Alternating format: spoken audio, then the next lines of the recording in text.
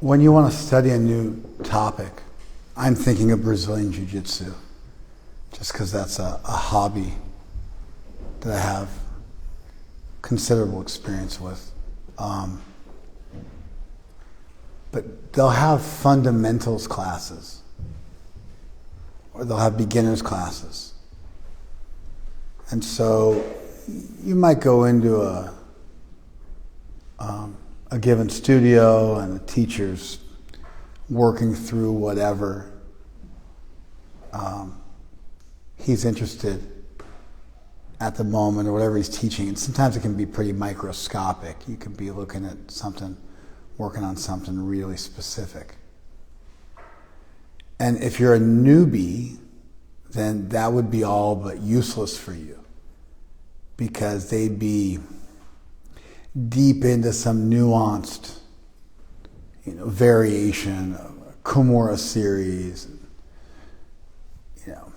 and then you've just got, you don't even know what you're doing.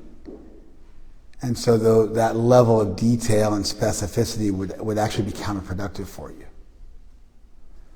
And so they'll have a beginner's class where they just work on fundamentals. Sometimes they'll call it a fundamentals class. This is formally done when you become a doctor. You go to medical school, which is as generic as it comes. And then after that, you get into what your specialization is going to be. And so you study something broadly, and then you hone in and study the specifics.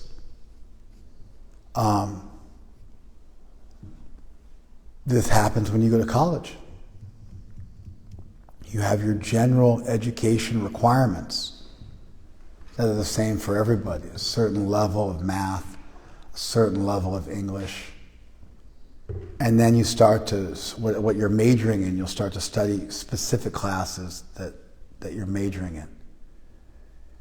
And so when you look at how knowledge is acquired, how people become adept or expert at a given subject, the general way things are done is you focus on broad strokes, you focus on a general education, you focus on the big picture, and then once you've got some degree of competency in the basics, you then dive into the specifics. You dive into the specifics because you have a framework that can hold the specifics. Kind of like you build a foundation for a home, then you frame it out, and then you'll put up drywall, and then your electrical and plumbing and drywall, and then eventually you will decorate it.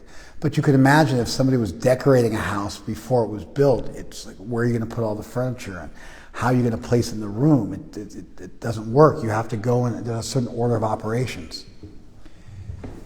In fact, there's Gantt charts, and this field got started with the Manhattan Project. When the U.S. decided it wanted to build a hydrogen bomb, the precursors to today's nuclear bombs, they were on a serious timeline. And so they had to develop the field of project management, which up until that time didn't really exist the way it does now. And project management, anybody here a project manager? Okay. Project managers, interestingly, it depends on the field you're in, but project managers generally are not expert in any of the things that are happening with the project. But usually, especially if you're in a technical situation, you know enough about it that the people who are working on you can't lie to you. Otherwise, they'll tell you, oh yeah, this table will take 8 months to build. They say that work expands to fit the time allotted to accomplish it. Work expands to fit the time allotted to accomplish it. Which means if I tell you, hey, I need you to clean this temple room.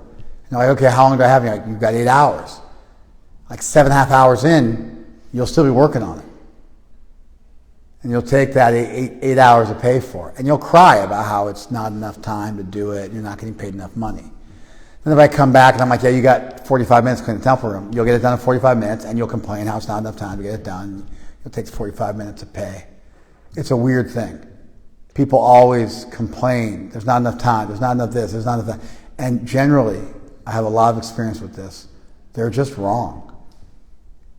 They're just wrong. They're just incompetent. And they want to justify their incompetence. And so at some point you need to throw people into the fire and they just have to, you got this much time and somehow or other they figure it out. But if you don't ever do that and you've always got a little crutch for them, a little assistance, then they'll use that assistance and that crutch forever. Forever. Ross was going shopping the other day, and he's like, my car's full. And he showed me his car, and his car was completely full. And I'm like, there's some space on your dashboard. Like, you put some stuff up there on your dashboard. And I don't see anything in your lap. But I was like, he said that, I was like, all right, I accept. Like, it's like, legitimately, that's a full car. But your car wasn't always full like that. You were complaining sometimes your car was full and it probably wasn't that full. And you've gotten more expert at packing over the years. And now it's like when you say it's full, you really mean it's full. Yeah.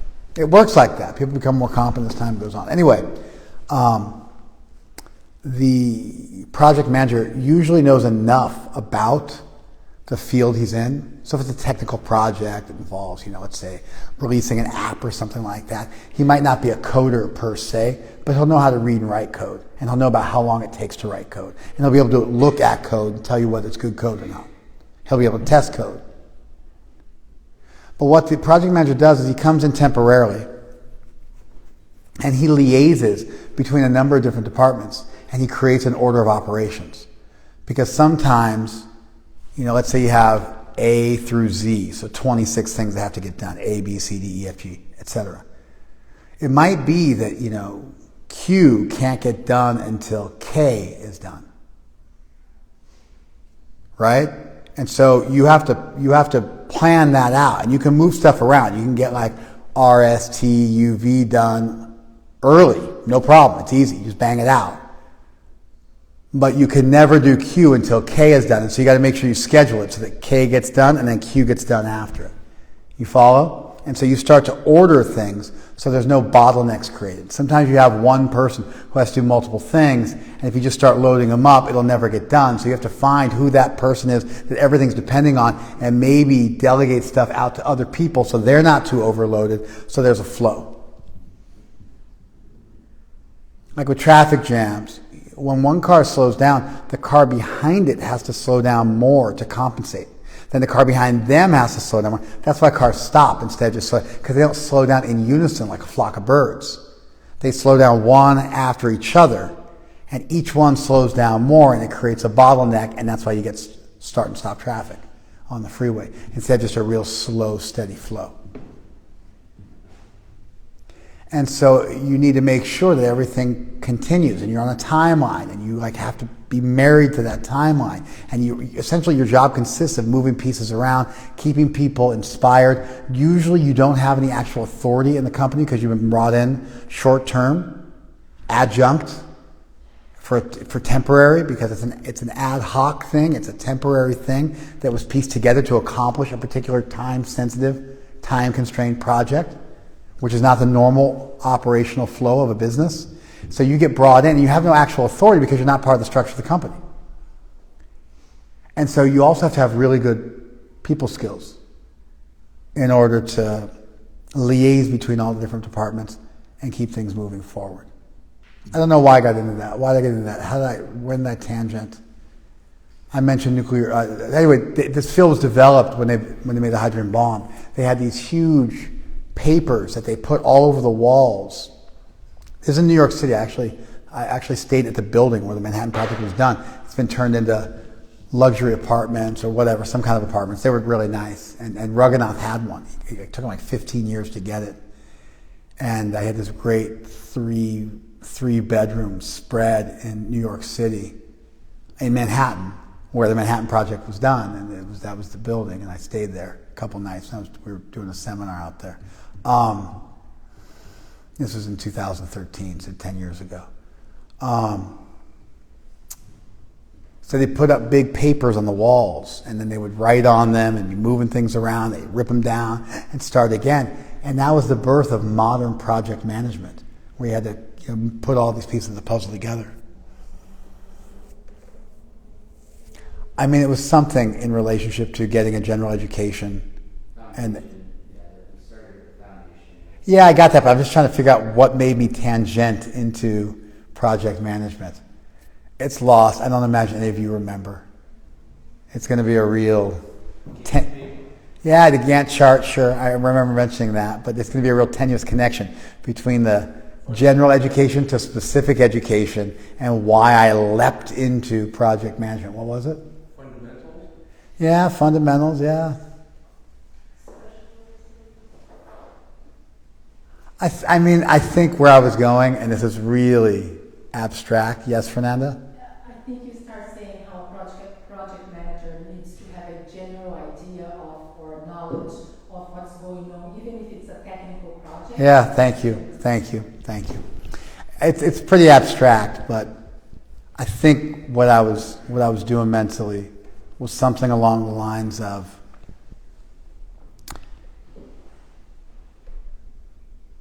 even if you don't have phenomenal knowledge of all the generals, you have to have at least something. And with that something, you can then start to look at specifics. And I thought of an example of someone who would not have all the technical knowledge and would never have all the technical knowledge and would never become a master of all the things they were doing, but they still required a certain baseline in order just to be able to liaise with the different things, just like you need a certain baseline of education in a variety of subjects in order to then specialize in one given subject. So thank you very much for that.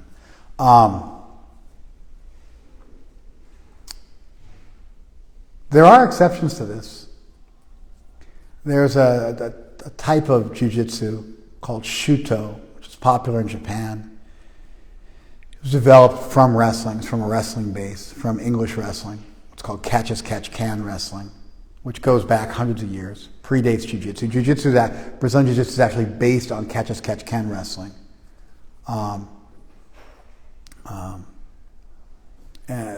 Because the guy who was the father, Count Como, who was the father of modern-day Brazilian Jiu-Jitsu, who taught it in Brazil, originally traveled around to carnivals and wrestled for money in pro wrestling tournaments and picked up a bunch of techniques and added it to his knowledge of judo from Japan, and that became Brazilian Jiu-Jitsu.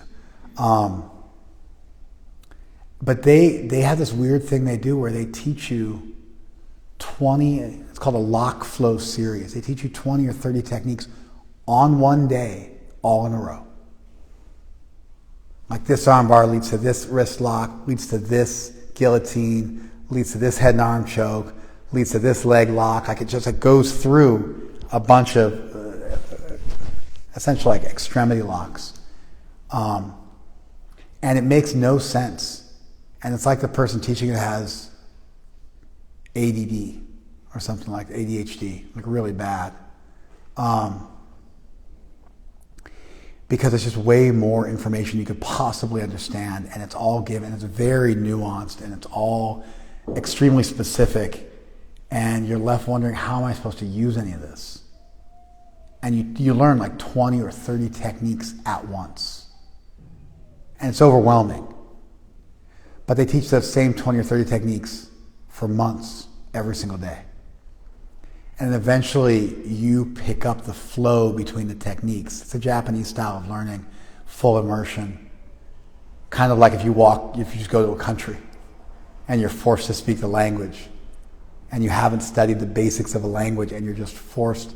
And it's another immersive technique for learning, which actually works remarkably well. So I'm going to essentially contradict what I just said, because there are other methods of learning that are extremely effective and largely counterintuitive. But for the most part, the way Western education proceeds is if you want to learn something, you study the basics, and as you get adept and you develop a certain level of competency, you can then move on to specifics. Religion is the same. We are a religion. You can come here and not be part of our tradition, but we have a tradition with all the bells and whistles. I mean, we read from ancient and medieval texts in other languages that were written by theologians that frame out an entire body of philosophy, an explanation for everything that exists in the world and how it's related to divinity. That's why it's a theology as opposed to a philosophy. And we have a practice that we do, and a certain code of moral conduct, and we dress a certain way. I mean, we're lacking nothing in terms of being a full-fledged religion. And we're not even a new religious movement. We've got these really old roots. And we're from a very specific sect within that larger tradition. And we have a basic framework. And if you understand that basic framework, then everything we do makes a heck of a lot more sense. Whether you're part of our tradition or not is kind of irrelevant if you want to understand the raison d'etre, the kind of fundamental reason why we're doing everything. There's a certain basic fundamental structure you have to understand. And if you do, then everything makes a lot of sense. If you become a Catholic, they teach you this. It's called a catechism. It's called a catechism. And you learn the basic teachings of Catholicism formally in a school environment from a teacher who's also a priest. And then you graduate, and then you're allowed to convert to Catholicism. You're not allowed to, I mean, you could technically, but they take you through a course because they've been around for a couple thousand years and they figured this stuff out. And they take you through a course and you learn. Same thing happens in Orthodox Christianity. Really, to some extent, this happens in Judaism with Hebrew school.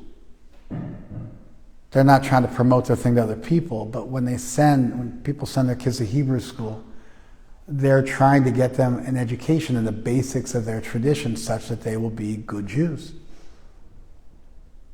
And for them, it's linked to their language, which is why they call it Hebrew school. What it really is, it's basics of Judaism school, is what it really is. But they can't call it Jewish school, because that sounds weird. So they call it Hebrew school. But why Hebrew? Because that's the language of their sacred texts. And so it's really basics of Judaism school. And then when you graduate, you get bar mitzvah or bat mitzvah, you become an adult, and you read a portion of the Torah and go through some rituals, and there it is. So I have a statement I want to discuss today. And it's very basic, but it's not at the absolute beginning. It's a basic teaching, but it's not at the absolute beginning. So it does require certain stuff to be in place to appreciate. In that sense, it's an intermediate teaching because it's built on some more basic foundation, but it's pretty basic. So it maybe isn't the insides of a house or even the drywall or plumbing or electrical. It's maybe the frame of a house built on the foundation. So there's still a foundation beneath it, but what would the foundation of a religion be?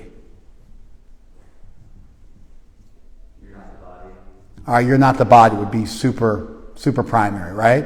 Let's keep going. Yeah. Who is God? That God exists. Let's not get ahead of ourselves there. Come on. You got. We're thinking foundational. So when we're thinking foundational, you have to ask yourself, is there something before that? You follow? So I'm not the body. God exists. What is this world?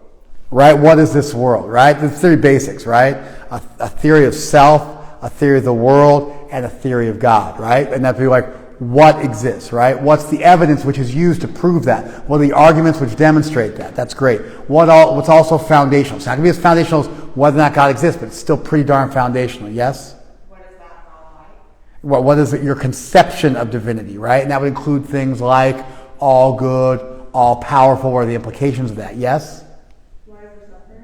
Why does suffering exist? A huge, basic question that has to get answered, right? What's going on in this world? It actually derives from a theory of world. A theory of world has to include some understanding of suffering, and you have to square that with the existence of an all-good and all-powerful God, and that's one of the big initial problems you have to solve for. This making sense? Who am I?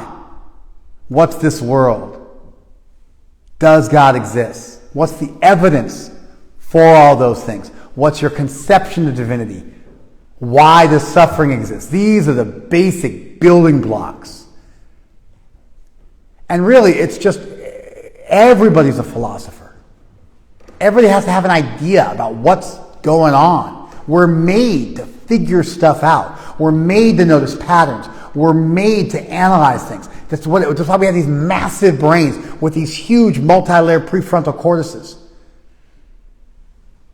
We're made to think and understand the world around us more than any other animal on the planet. And we're also made to talk about it because we have this insane ability to move our tongue around our mouth and articulate different sounds and communicate to each other through recursive language with an unlimited number of potential sentences.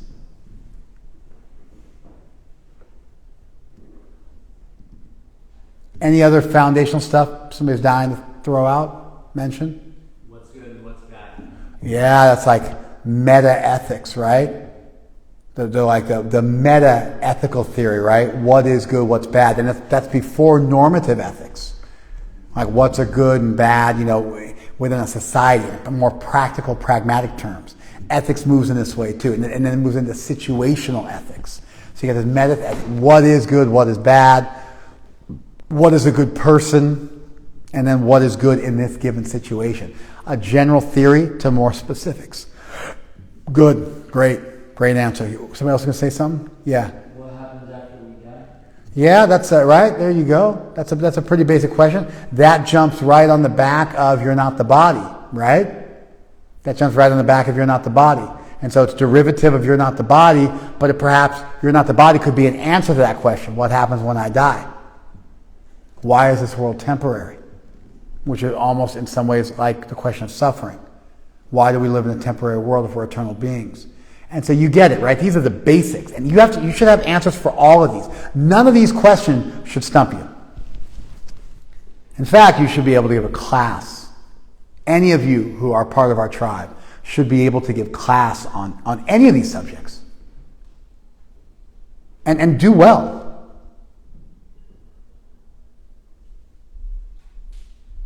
Was there more? Somebody else had their hand up? Rangi, you were going to say something? I was going to say What he said? Say it in your own words. Yeah, what happens when you leave this world? Okay. You same exact thing. Yeah, good. Yeah. An idea of the ultimate spiritual goal. That's a great one, right? What is the ultimate goal? Right? What's the goal of life? Great. It's fantastic. Good. We've now understood the basics that would be covered in a catechism for any tradition. We've framed it out. The list we came up with is fantastic. I'd be hard-pressed to add something more basic than what we've covered. And I think we covered most everything. If I sat long enough, maybe I'd think of something else, but I'm feeling really good about the list we came up with. A strong list. Really good list. This fits in somewhere in there. Okay? Here we go. And this is a medieval text. It's written in Bengali, Old Bengali, not modern day Bengali. Just like you have biblical Hebrew versus modern day Hebrew, which was invented actually just 100 and some odd years ago. Modern Hebrew is a little different than biblical Hebrew. And with the Zionist movement and the attempt to establish a Jewish homeland, they understood there was a cultural need to make things happen, so they developed modern Hebrew, which was part of cultural Zionism, of creating a culture that people could anchor themselves to. And that was done in modern, what became Israel, around the turn of the century. Not this turn of the century, but the one before, in the 1900s, from the 1800s to the 1900s.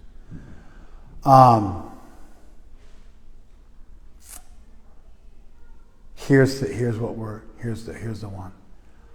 Atman Indriya Priti Vancha. Atman Indriya Priti Vancha. Atma, one's own. Atma means soul, mind or body, but Atma is also a simple reflexive pronoun which means oneself. And so you got to, it depends on how it's used in a sentence. So Atmanendriya, one's own senses. Indriya means senses. Atmanendriya, one's own senses. Priti, love or affection for one's own senses. Vancha, desires to please one's own senses.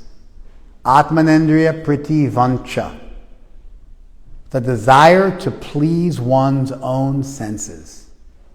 Tar Bali Kam, that I call calm. The word calm is an important word in Sanskrit. Calm is desire. And in fact, Krishna is known as Kamdev, the god of desire. And Cupid also in Sanskrit is known as Kamdev, the god of desire. And so Krishna is like a transcendental conception of Cupid. God is a lover above all other things, which is a brilliant, and it's a whole other subject, but Nietzsche said, I could believe in a God who would dance. And so this idea that if love is the highest thing, then ultimately God must be the supreme lover. And so then the term Cupid, Kamdev, the god of love, would most appropriately be ascribed to Krishna, the center or the source of all reality. Because love is at the core of all things. It's the ultimate reason why things exist. That begins to answer Dom's question, what's the goal of your religion? So the desire to please your own senses is called calm. Now keep in mind that Krishna mentions that calm is the source of all suffering in this world. And Buddha mentions that Trishna is the source of all suffering in the world. Trishna means thirst. It's the same idea. Trishna and calm, thirst or desire. Thirst for material things, desire for material things. That's the cause of all suffering. In fact, the beginning of Buddhism in many ways is this: what is suffering? Idam dukkha, this is suffering. Idam dukkha samudaya, this is the cause of suffering. Idam dukkha nirodha, this is the end of suffering. And what's the cause of suffering? Desire. What's the end of suffering? When you get rid of desire. And so this is this gets into some real basic questions about the nature of suffering, the nature of the world. Atmanendriya Pritivancha Tar Balikam. I call the desire to please one's own senses, I call that lust. Krishnendriya Priti Icha. It's the same thing. Krishna, Indriya, the senses of Krishna. Icha, the desire to please the senses of Krishna. Krishnendriya Priti Icha, The desire to please Krishna senses. Atmanendriya priti, Krishnendriya priti. The desire to please your own senses, I call that kam. The desire to please Krishna's senses, dhare prem nam.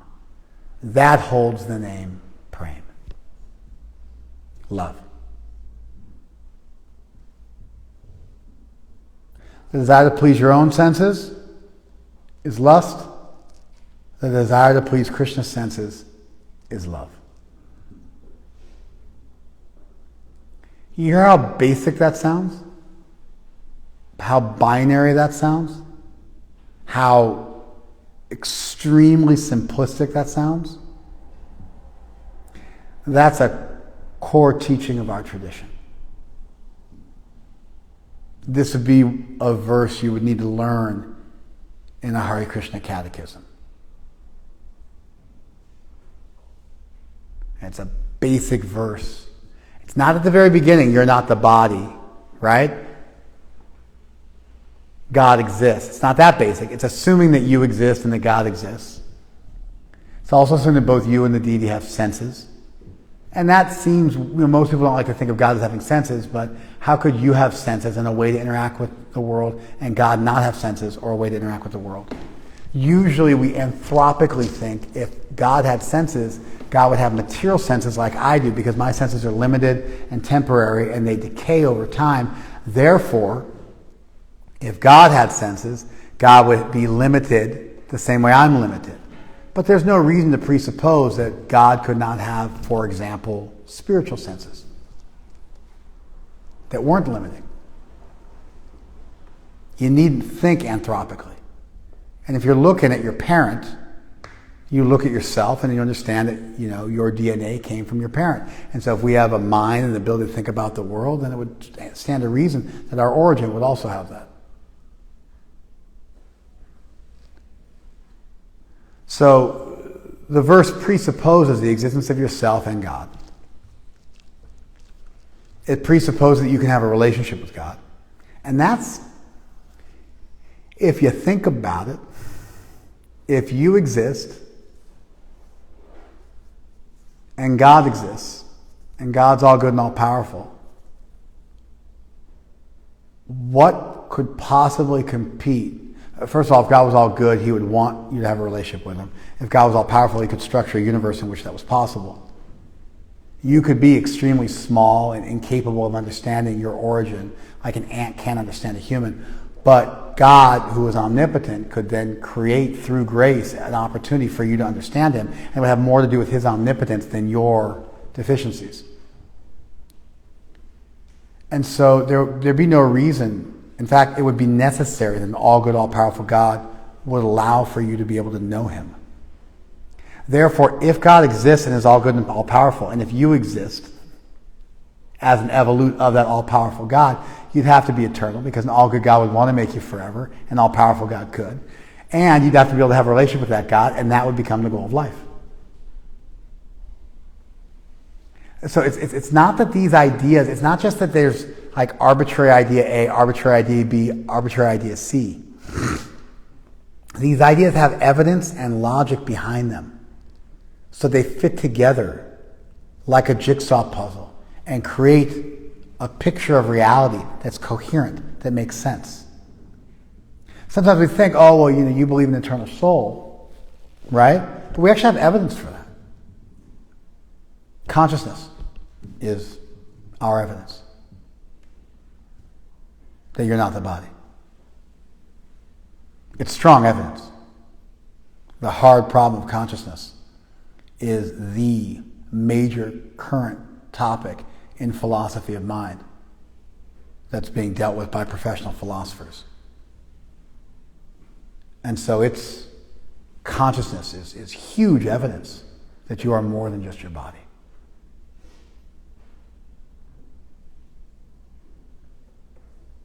The idea of a singularity has incredible evidence to support it, that the universe came from a singularity.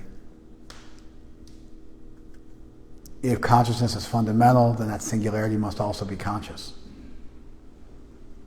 because it's the origin of consciousness, which is a fundamental feature of reality.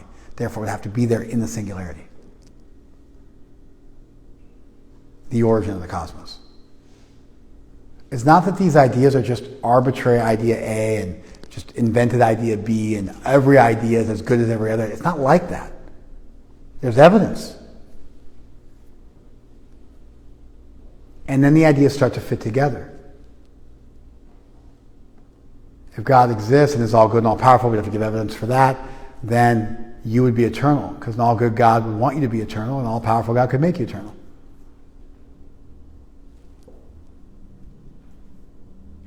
You'd have to be able to know that deity. And that would obviously become the goal of life. What could compete with that? Knowing your maker. Knowing the source of all reality. What could compete with that? And so you start to get an idea of the purpose of life, and these ideas start to stack on top of one another, and they become elegant. I see you. They become elegant and coherent, and logical and reasonable. Yes? Even the idea of what's good and bad. Yeah, things that are good are things that move you towards divinity, things that are bad move you away from divinity. Get to the euthyphro conception, like do good and evil exist independent of God? No, they exist as part of God. You start to, like all the subjects just sort of naturally lead to one another, and you start to, as an investigator, as a philosopher, as a thinker, you start to notice correlations and connections and causal dispositional relationships between the various ideas, and they start to come together, and you develop a degree of competency in the general subject of spirituality, which you're just displaying right now. That statement displays that you're seeing the connections and how it all fits together, which is exactly what we're supposed to do. Perfect. Good. So now I want to fit this statement in. Atmanendriya prativancha tarbalikam, Krishnendriya prati ichi dhare premanam. The desire to please your own senses is called lust. The desire to please Krishna's senses is called love. I want to fit this into our mosaic, our jigsaw puzzle, and see what it solves for and what important basic information it conveys about our tradition. Does that make sense?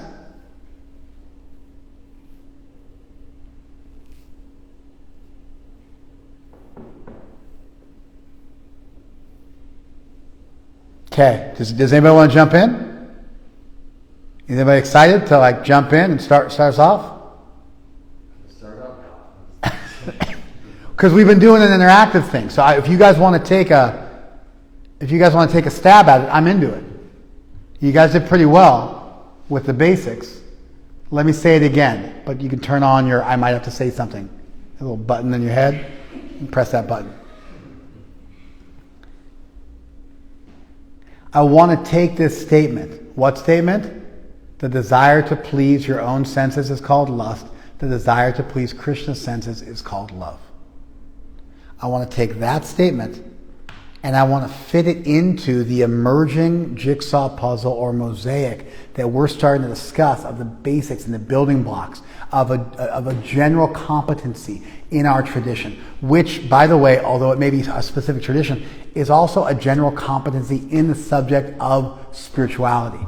Because we are, being a spiritual tradition, then answer questions that all spiritual traditions must answer. And some of those answers are not just arbitrary, like if you have a conception of an evil deity or something like that. It's less tenable than a good deity. It's not that all conceptions are equally good, or a conception of eternal hell is incompatible with an all good and all powerful deity. There's a number of conceptions which are going to have to fall by the wayside. It's not that just because we honor different spiritual traditions that every single teaching is as valid as every other teaching. There are some that are more coherent, make more sense, fit together better, have more evidence to support them, and others that don't. But as we look at our tradition, which is an example of a good, coherent spiritual philosophy or explanation of the world around us and ourselves and God, with good evidence and good logic and good reason, as we start to frame that out and understand it, this statement fits in as a foundational statement. And now I want to explore why, how it's foundational, how it fits in, what important information this statement conveys, what it teaches us. All right, now you guys have got your brains turned on. Okay, you. It conveys the idea that we have free will. All right, free will is there. Right? I didn't think of that, but for sure. Free will is a basic, I see you guys, is a basic presupposition of this verse, is that we have free will. We can choose love or lust. Great. Excellent point. The verse is prescriptive. It's going to encourage us to pursue love and not pursue lust. Right? It's not merely descriptive, it's also prescriptive. It starts to give us an ethic. Right? And acknowledges our free will and our synergistic participation in the reestablishment of our relationship with divinity.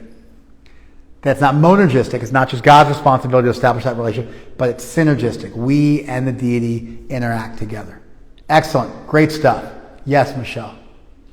It makes us think about the way we should live our lives, like the values that we have and how we choose to act. Excellent. This verse is very much a verse on ethics. It values love above lust. It divides the world somewhat simplistically, maybe even too simplistically, but that stuff is extremely valuable. Never cross the street without your mother or I. That's technically not true. I'm not expecting my children to never cross the street without their mother or myself. There are certain trusted people in our family that I would also say they could cross the street with. And eventually I'm expecting them to grow up and cross the street on their own. But I will make such hyperbolic, simplistic, absolutist statements to convey some deep truth, which is extremely important, even if later on it's nuanced a little bit. So yes, this verse is ethical. It starts to direct you towards what you should do and what you should not do. You should pursue love. You should not pursue lust. Excellent. Ross. Describes the difference between materialism and spirituality. It strikes a strong contrast between materialism, the fundamental essence of materialism, and the essence of spirituality. The verse very simply demarcates materialism and spirituality, which is oftentimes a vague line, right? And it's very challenging, actually. You start to look at your life and see all the ways in which you act in a way which is diametrically opposed to our tradition's shared goal of selfless love of God, right? It's challenging, isn't it? Right? Excellent. Varangi? Sorry, it's a little long-winded, but I was thinking that it's a simple manual in which we can learn how to use the equipment that we were given, in this case would be our bodies. So if we can't just not use it, we're active, but it gives us a proper way in which we should use those things, and in that way we can actually be happy and enjoy it. It might seem that what Varangi said was similar to or redundant with what other people said, but that's a very important element. We have senses, therefore you have to do something with your senses. And this tells you what the proper use of your senses is. So it's like ethics, but it's more specific because the verse mentions senses twice. And therefore it mentions that you can choose what you want to do with your senses. It participates in what you said. It also has an ethical consideration, and also the line of materialism and spirituals. But it's very specific. It's telling you how to use your senses, which you're going to have to do because you've got them. And now it becomes, there's a value in having senses. A lot of traditions have no value in the senses. The senses become of the devil, of Satan, against God. If you have a radical dualistic tradition, like Christianity and Islam, and all the bad stuff is the devil and all the good stuff is God, then your senses are the bad stuff. And now you wound up in this world with a bunch of bad stuff, and you can't do anything with it.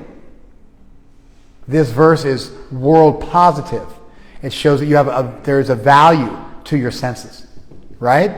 Excellent. Great point. Really good. Adds to what everybody else said. Builds on it. in a real powerful way. Good stuff. More, Mother. There seems to be a hierarchy of senses, like Christian senses are way more than ours are, and so but the fact we both have senses means we could be godlike. So Yeah, I don't know. I mean, we both have senses. We could be godlike. That seemed like a red herring you just sort of affixed to the end, like a sixth finger that didn't really have anything to do with anything else you said. You do that sometimes. Don't excuse yourself. You have this tendency where you sometimes don't do the math correctly. And you have a bunch of jumbled ideas, and most of them fit together logically. But then you'll throw in one extra one that has no logical connection to the other ones. You follow? It's not because you're tired. It's because you don't think systematically. Or you partially do and partially don't. And you need to learn how to cleave those extra ideas off of your core idea. You follow? You want another bite from the apple? Go. the fact that we both have senses, Krishna has senses in this verse, and we do, makes me start to think that maybe we have a similar nature. It does indicate there is some compatibility between us and God. We both have senses. Therefore, there's the possibility of a relationship. We have some things in common with God. Not necessarily, I guess God-like, not in the sense of super powerful, which is how I initially took it, but God-like in the sense that we have things in common with the deity, right? That was a valid point. I just didn't pick it up. I think you communicated it poorly initially, and then you did a good job the second time. But I'm willing to acknowledge that it might have just been my own feebleness and misunderstanding, but I'm doubting that.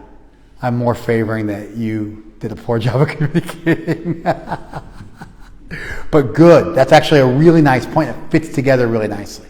Good. Excellent. Yes? We connect to God through service. That's a big one. It's like mic drop, right? Right? We connect to God through service, through selfless service. Right? The whole selfless thing hasn't been explored thus far. I've mentioned it a couple times, hoping somebody would jump in there on it. But yeah, excellent. Huge point. Big. Somebody else was? Narayan. We connect to others too. I mean, we could also serve others selflessly, and kind of extrapolate this to how we treat other people. What a great point. You could serve others, right? In a selfless way also. And then you could start to get into questions like what connects us to other people. And if we connect to other people because we're all children of God, then your service to the deity can also be reflected in your service to other people. And that'll also create a certain purity in your service to other people. So it won't be so material. It'll have more to do with Krishna. So you can go a whole bunch of directions there. That's excellent. Great stuff.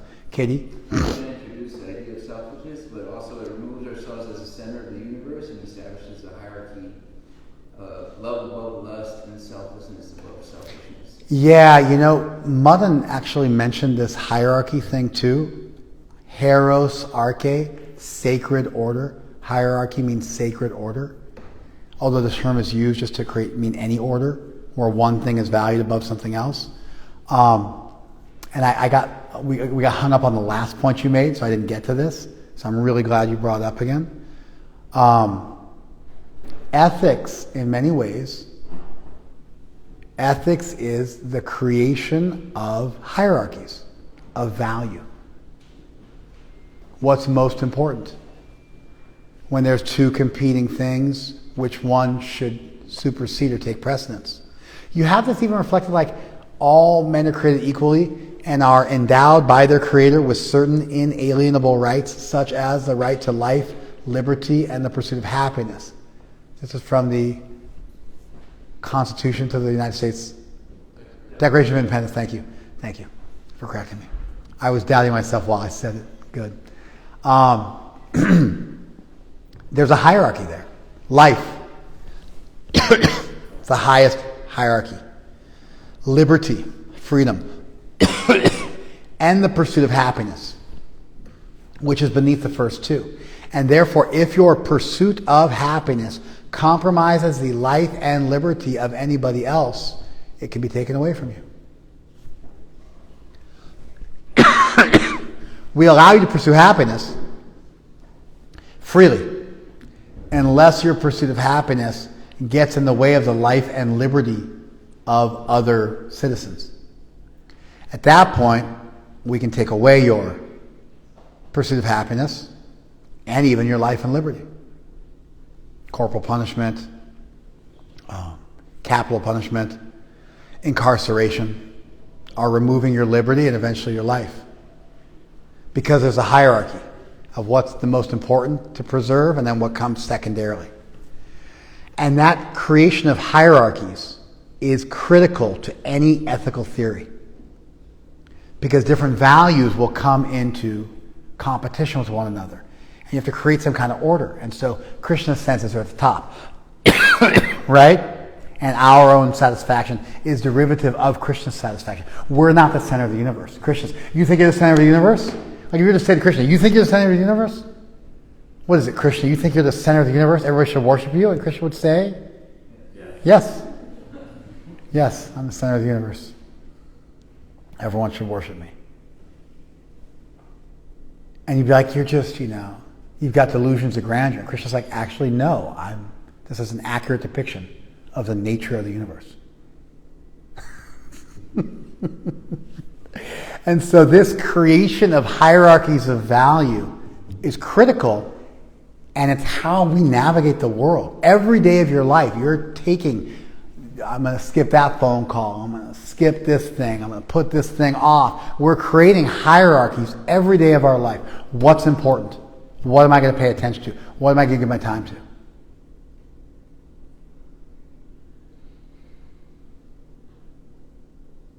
You follow? It's a big deal. Like we do crazy stuff. We spend hours a day chanting japa. People spend hours a day working out. We go on pilgrimages. And perform huge austerities. Huge austerities. Because we value that thing and therefore we pursue it.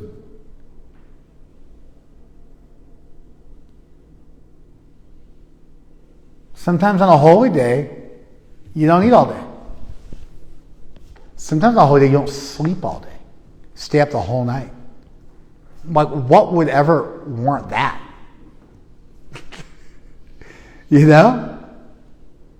you have a value system where, okay, that makes sense to me. I'm going to stay up all night cleaning the temple after some big holiday because that's the right thing to do. Because that's in line with my value system. Other people are like, you're crazy, I'm going home. But there's a certain cadre of people who are like, no, it doesn't work like that. Somebody steps up.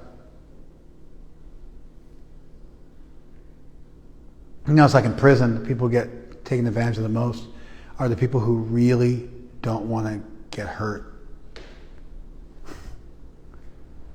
Because you start to push on them and they cave because they don't want to get hurt. If you ask them, why'd you cave in? Why'd you let that person take that from you? Why'd you let that person rob you of that? They'll say, I might have lost an eye.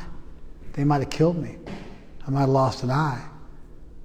But other people think, all right, I could lose an eye. All right, I'm down for that. I'm up for that. Okay, I'll do the math, and I'm like, lose an eye or get chumped. I'm like, I'll lose an eye.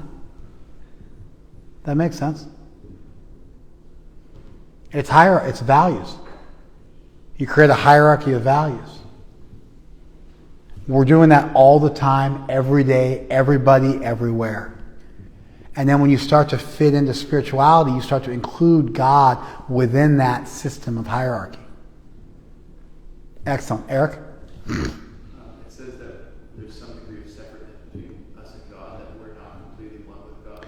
You're right. There's an acknowledgement that we are not completely one with God. In our literature, another foundational text in our literature says, Suryangsa, Agni Jwala, like a flame to a fire, like a ray of sunshine to the sun. Right? We're Bhed and Abhed. We're one with and different from divinity. We're fundamentally similar in that we're comprised of the same essential qualities, but we're minute. And God is great. And we come from that. We're derivative. And God is primary. Right? Excellent. Good stuff. Kanai again? I just like the idea that spiritual life is really moment to moment for your entirety of your life, rather than say just going to church on a Sunday. Or making a declaration of faith. Right. A lot of forms of spirituality say you declare Jesus Christ my Lord and Savior, and then you're done. You're good to go, right? Yeah. And this creates a constant challenge, right? The verse isn't light. Like you spend your whole life thinking, am I doing this for myself? Or am I doing this for some higher purpose?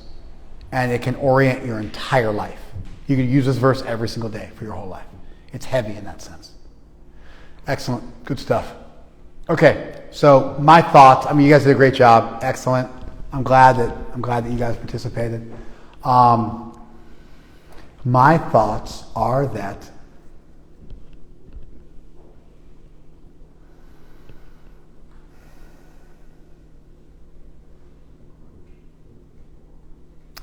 this verse paints a picture of what the purpose of life is. The purpose of life is to connect with Krishna through pleasing him, through sculpting our lives and using our bodies in such a way and using our minds in such a way where we bring pleasure to Krishna. That's why we were made. We were made to give pleasure to Krishna. And the highest form of pleasure is love. And love requires free will. And therefore, if we could question, if we were made to give pleasure to Krishna, then why do we so often not give pleasure to Krishna? That's because to really give pleasure to somebody, you have to love them, and love requires free will. And so this verse is perfectly consistent with an all-good, all-powerful deity. That we have an innate ability to connect with divinity. It's the reason for our existence. Nothing else could ever possibly reasonably compete with connecting with Krishna in terms of what's most important. When people try to justify their selfish, trivial pursuits in this world, and you actually just sit down and dispassionately compare what you're doing, what the values that you're expressing in your day-to-day life, and you measure it up against the nature of our philosophy and the nature of existence according to our philosophy, that you are an eternal soul, that you have an eternal relationship with God, that you have the ability through free will to connect with God, that that's the purpose of life, that your desire for love, your natural propensity to love. You mentioned we have senses, we also have the ability to love and serve and give. That's another point, and Ryan started to touch on that. We have, along with senses, we have the ability to work, we have the ability to do things, we have the ability to love, we have the ability to focus. And the selfish focus is the source of all of our misery. And the selfless focus on the other is the source of our emancipation. If you start to think about what you do on a daily basis and the things you get hung up on, the things we get spun out by, and you just kind of just put them on a table and then compare them to this idea, most of your life becomes spectacularly pathetic. Like shamefully pathetic. Not in like a condemning way, like actually. Like you're a surgeon who has the ability to cure cancer, and instead you spend your time, I don't know, like eating feces. And you become really expert at like the taste of different types of feces. And you get like really good at it, where you can like taste like a dog feces versus cat feces, and you can smell them, and you like write books about it, and you get really, really good at it. And you could be saving the world. We are endowed with this incredible ability to love, and not just to love in this world, but to love divinity. Like we have the ability to like love without limit. We have that innate capacity. But our love has to interface with that correct object. It's like the two things are required. We have to point our loving propensity towards an unlimited object, and then the unlimited nature of our loving propensity comes out. And so the verse has this meta-ethical quality. It has this incredible creation of hierarchy quality, selflessness versus selfishness, the principle of love above all things, a fundamental idea about the nature of reality and our ultimate capacity and what we should be doing with our time. And oftentimes when people want to justify doing just nonsense and just wasting their time with very, very trivial pursuits, oftentimes, or not oftentimes, all the time, there's no actual philosophy behind it. They literally have to stupefy themselves in order to get away with it. And they start to have to say stuff like, oh, that's just too much. And I don't want to think about that all the time. Oh, I got other stuff going on. Like they can't actually mount an argument or explain why that would make sense, because they actually sit down and they start to reasonably work through what they're doing and what they could be doing with their time. It starts to look so bad. It almost looks so bad that you can't go through with it. So you just have to stupefy yourself in order to not think about reality too much. And this verse is like a massive slap across the face, like a wake-up call. And it's perpetual.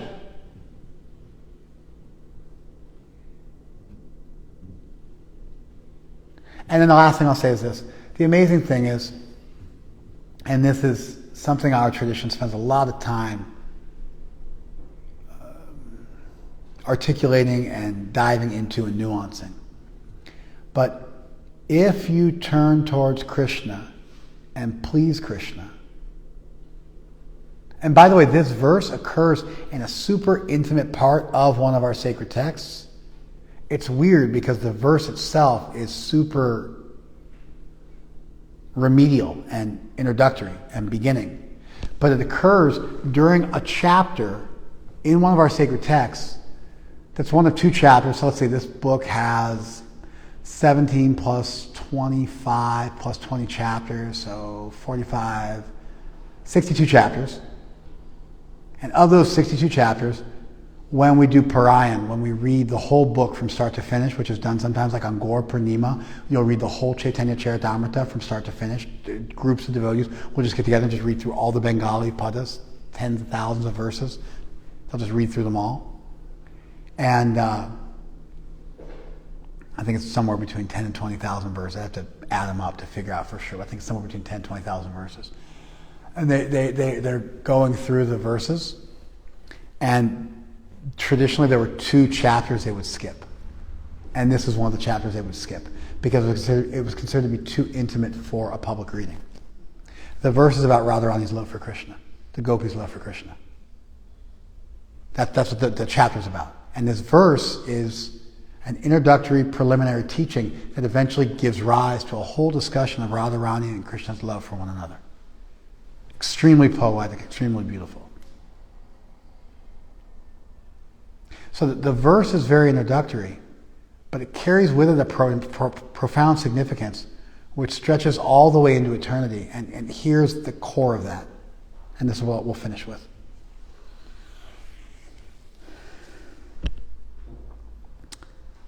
If you dedicate your life to pleasing Krishna,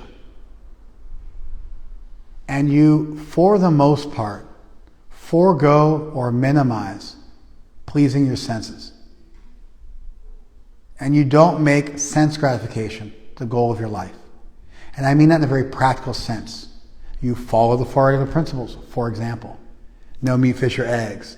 No illicit sex. No intoxication. No gambling. You don't engage in activities which display or belie. They reveal a real addiction to pleasing yourself. And instead, you live a regulated life where you largely forego pleasing your senses, or at least you regulate and minimize the pleasing of your senses so that your sense gratification is secondary to a primary interest in spirituality as your life's work. If you do that,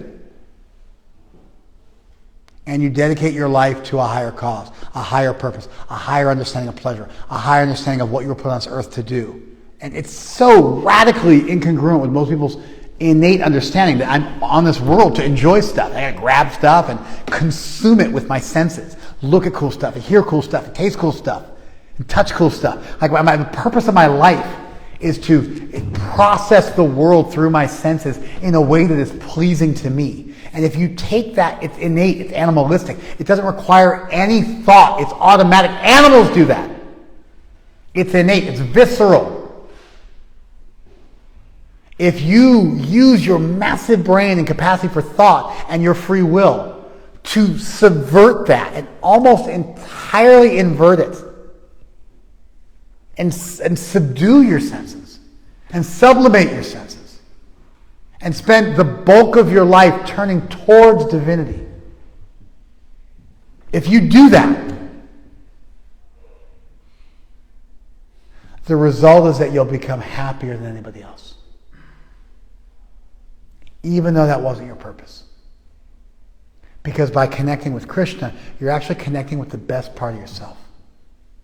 You're pleasing your best friend, who's also the dearest piece of your heart, the dearest part of your existence, because we are like Krishna. We have something in common with Krishna. Krishna is with us at every moment. Krishna is the soul of our soul, the heart of our hearts. And so you actually end up becoming the most happy. You actually end up enjoying the most. Just like when you just love somebody and you stop thinking about yourself and then they love you back that way. And it's like that, receiving that kind of love and giving that kind of love makes everything so much better. You spend your time having somebody else's back and taking care of somebody and just giving them without limit and just giving so much and asking for nothing in return. And then they do the same thing for you. They display that same loyalty and that same regard and that same love back towards you. That's like, there's nothing better.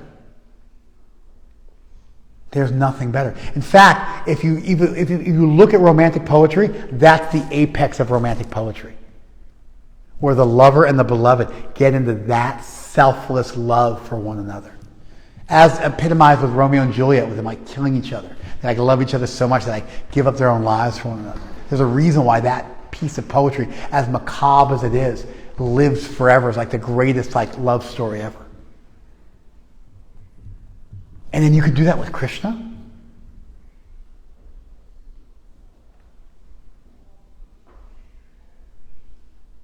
That's a mind-blowing idea. That if I stop selfishly like a dog in a doggish way, trying to just consume things for myself, and I start turning towards Krishna and loving Krishna,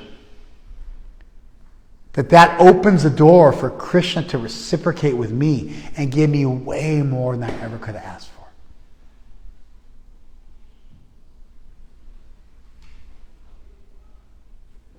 But I need to participate. That selflessness is required to really receive and appreciate and understand the reciprocal love, the selfless love that comes in return. And what this leads to is this very beautiful idea, and again, we'll finish with this, is that when you look at priests who are very chaste and very conservative and very pure in their behavior, and they live a very stoic and ascetic lifestyle, where they forgo so much of what most of the world is engaged in terms of sense gratification. What's actually happening is they're the biggest enjoyers, because they've tapped into something that most people never notice, which is that you can love on a level which is profound and deep and eternal, and you can touch and embrace the infinite And so it's actually just a better way to live. And theologies have a way of making this precise argument in a very systematic, undeniable, profound, persuasive way. That's motivating. That's a call to action. It's like, okay, I'm going to do that. I'm going to give my life to Krishna. I'm going to do the right thing. I'm going to take the road less traveled. I'm going to love Krishna. There's almost a militant quality to it. But then what happens on the back end is Krishna gets to love you back more fully because you've opened the door for that. And you end up being way happier, way more fulfilled, way more integrated, way more fulfilling your highest potential and therefore satisfied and feeling like you're part of something much greater than yourself. And that much greater than yourself isn't merely abstract, it's also super intimate and you feel personally satisfied. You feel embraced back. Not abstractly, not remotely, not theoretically. You actually feel Krishna's warm embrace. Krishna's tender care. Krishna's intimate love.